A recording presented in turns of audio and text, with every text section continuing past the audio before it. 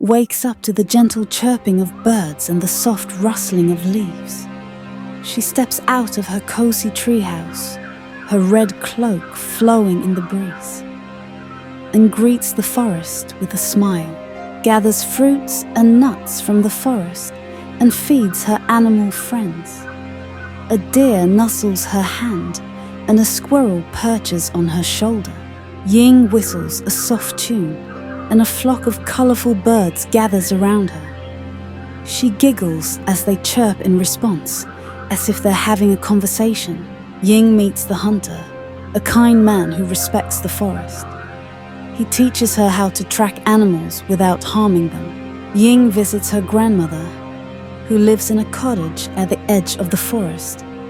They share stories and laughter over a cup of herbal tea, discovers a hidden waterfall deep in the forest.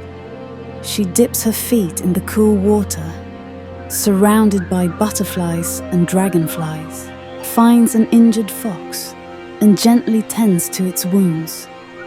The fox looks at her with trusting eyes as she wraps its leg with leaves and cloth, climbs a hill to watch the sunset.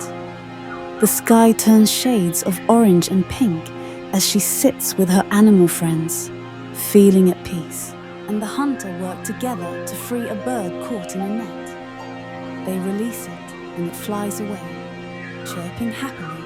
As the day ends, Ying bids farewell to her animal friends and returns to her treehouse, grateful for another day in harmony with nature.